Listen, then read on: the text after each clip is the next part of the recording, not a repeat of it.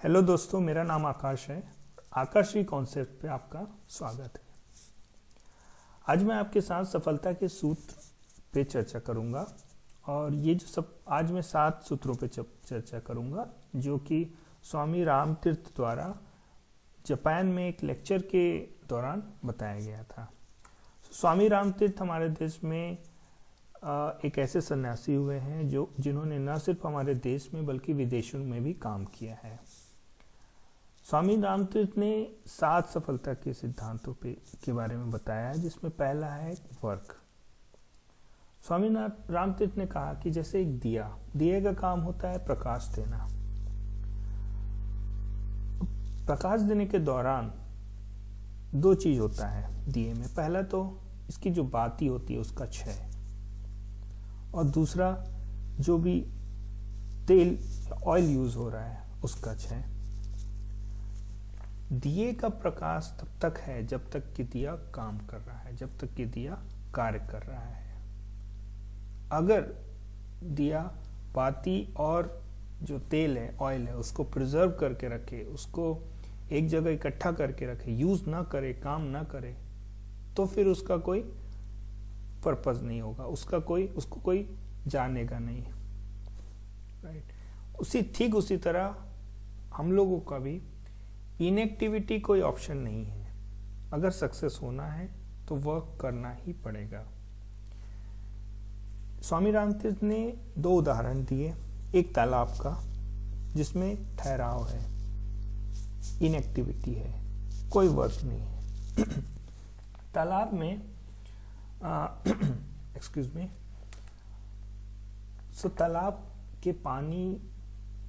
तालाब का जो पानी है उसके गंदे होने का चांस ज्यादा रहता है। इनफैक्ट कुछ टाइम के बाद गंदा हो भी जाता है।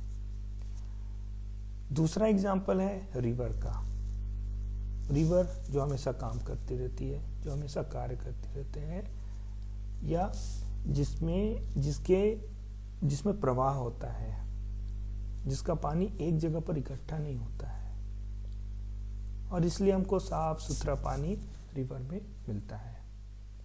ठीक उसी तरह हमको अगर सक्सेस पाना है, अगर सफल होना है, तो काम हमेशा करते रहना चाहिए। रुकना कोई ऑप्शन नहीं। Inactivity is not an option. दूसरा सूत्र है सेल्फ सेक्रीफाइस का। सेल्फ सेक्रीफाइस में स्वामी जी ने एक उदाहरण देते हुए कहा कि जैसे सफेद चीजें होती है, जैसे मोती हो गया, या फिर कोई सफेद फूल हो गया, कमल का फूल, या कोई भी सफेद चीजें हमको ज्यादा अट्रैक्ट करती है, आकर्षित करती है as compare to black object, जो काली चीजें होती है। काली चीजें उतनी अट्रैक्टिव नहीं होती हैं। अब अगर फिजिक्स पॉइंट ऑफ व्यू से देखें तो सफेद ऑब्जेक्ट्स वो होता है जो अपने पर पड़ने वाले सारे रोशनियों को रिफ्लेक्ट कर देता है। किसी भी रोशनी को अपने पास, किसी भी कलर की रोशनी को अपने पास नहीं रखता है, सारे रोशनी को रिफ्लेक्ट कर देता है। तो यहाँ पर सेल्फ सेक्रीफाइस की बात आई। तो जो प्रसिद्धि व्हाइट की, जो अट्रैक्टिवनेस व्हाइट के पास है, वो इसीलिए है क्योंकि वो अपने पास किसी चीजों को नहीं रखता। अनलाइक ब्लैक ऑब्जेक्ट्स में सारी जो जितने भी कलर के रेज हैं, लाइट रेज हैं, वो अपने पास रख लेता है। ठीक है। ठीक इसी तरह दूसरी चीजें जैसे पेड़ पौधे हैं, वो ग्रीन लाइट्स को रिफ्लेक्ट करते हैं, ठीक है, और उन्हीं के द्वारा वो जाने जाते हैं। तो जो आपका जो भी चीजें आप सेक्रीफाइस करोगे उसके बेसिस पे ही आपका प्रोग्रेस होगा। ठीक है। तीसरा जो सूत्र है वो है सेल्फ फॉरगेटफुलनेस का। यहां पर सेल्फ फॉरगेटफुलनेस इसलिए बोला है कि फोकस आपका हमेशा अपने पे नहीं होना चाहिए। अपना जो अहम भाव है उससे हमेशा हमको हट के रहना होगा। अगर सक्सेस पाना है तो आप जो भी काम कर रहे हैं उस पर पूरी तन्मयता के साथ लग जाइए, और अपना जो लिटिल सेल्फ है उसको छोड़ दीजिए। आप जो भी वर्क कर रहे हैं आप वो वर्क खुद बन जाइए। ऐसा ना हो कि आई एम टायर्ड और मैं फटीग जैसा महसूस कर रहा हूँ, या फिर कुछ और कि इस वर्क में कोई एन्जॉयमेंट नहीं है, या इन सारी चीज़ों को साथ में नहीं लाना चाहिए, सामने नहीं लाना चाहिए। ठीक है, अगर आप किसी चीज़ का चिंतन कर रहे हैं तो आप वो चिंतन बन जाइए, वो थॉट बन जाइए, वो सोच बन जाइए। काम कर रहे हैं तो वो काम बन जाइए। चौथा जो सूत्र है वो है यूनिवर्सल लॉ का। यूनिवर्सल लॉ को समझाने के लिए स्वामी जी ने जो उदाहरण दिया वो था हैंड और बॉडी का। हमारा जो हाथ है वो हमारे बॉडी का एक पार्ट है। अब अगर हाथ ये सोचने लगे कि सारा काम तो मैं करता हूँ, सारा काम, मान लो जैसे खाने का अरेंजमेंट करना हो तो सारी चीज़ों को इकट्ठा करना, उन चीज़ों को पकड़ना, उन चीज़ों को प्रिपेयर करना, फिर बनने के बाद जो भी खाने का चीज़ है उसको मुंह तक ले जाना। तो ये सारा काम अगर हाथ ये सोचने लगे कि सारा कुछ तो मैं कर रहा हूँ, बाकी सारा बॉडी तो कुछ कर रहा नहीं है, तो यहाँ पर प्रेम की कमी है। किसमें? हाथ में। अच्छा, अब होगा क्या?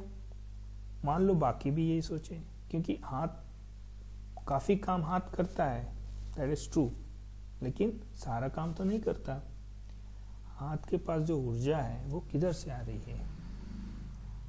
बॉडी के कुछ एलिमेंट्स जो हैं, कुछ कंपोनेंट्स जो हैं, वो खाई हुई चीज़ों को पचाते हैं, उससे जो ऊर्जा मिलता है वही ऊर्जा हाथ के पास है।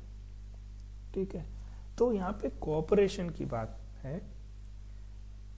तो cooperation is a kind of manifestation of love को मैनिफेस्ट करने का एक तरीका है cooperation.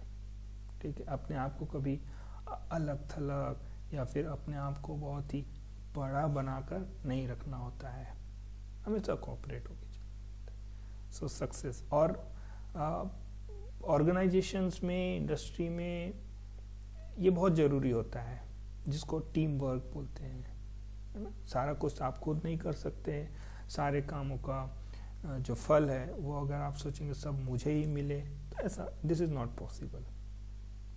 Okay, so in order to understand universal law को समझना है तो इसको ऐसे समझो कि कोऑपरेशन है। ठीक है, फिफ्थ जो है वो है चेयरफुलनेस। ठीक है, चेयरफुलनेस से ये होगा कि हम अपना 100% जो भी वर्क हम कर रहे हैं, जो इवेंचुअली आपको सक्सेसफुल बनाएगा, वो 100% हम दे सकते हैं उस वर्क को। ठीक है, फ्यूचर के बारे में अननेसेसरी वरीड होने से काम नहीं चलेगा। ठीक है, और ना तो सक्सेस का ही सोचो, ना ही फेलियर का ही सोचो, सारा का सारा ध्यान सिर्फ वर्क पे होना चाहिए। Work work work.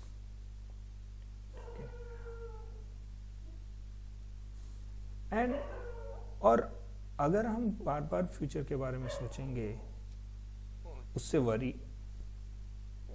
वरीड रहेंगे, तो उससे क्या होगा? एक तो आपका पूरा टाइम जाएगा, और फिर चांस है कि इतने ज़्यादा परेशान होने से आप फेलियर की तरफ जाएंगे, ना कि सक्सेस की तरफ। So it's not a good deal to be worried all the time. 6 जो है वो फियरलेसनेस है। Fearlessness it's not about fighting, it's not about attacking, but fearlessness means being bold in all your approaches. Okay, for example, we all heard that in the jungle, in the forest, who is the boss? Lions are the boss, tigers are the boss. Like, why? Because they don't fear. Everyone else fear from them. Okay, सबको डर रहता है lion से, tiger से। Lions या tigers को हो सकता है डर हो, लेकिन ज़्यादा से नहीं। तो they all roam around freely, fearlessly, but this is not the case with others। बाकियों के साथ ऐसा नहीं है, ठीक है। तो गद्दी किसके पास? जो fearless है उसके पास, राइट। तो ये एग्जाम्पल है। आप हमको भी अपने लाइफ में जो भी हमको कुछ डिसीजन लेना हो, या फिर किसी से कुछ बोलना हो, या किसी को मान लो क्वेश्चन ही करना हो, ये मत सोचो कि क्या रिस्पॉन्स आएगा, ठीक है। तो बिंदास, फियरलेस होके क्वेश्चन करो, फियरलेस होके जो भी बात है, जो भी बोलना है वो बोलो। Last is the self reliance. Self reliance is very very very important. फिर से जंगल पे शेर का जो एग्जाम्पल है वही लेते हैं।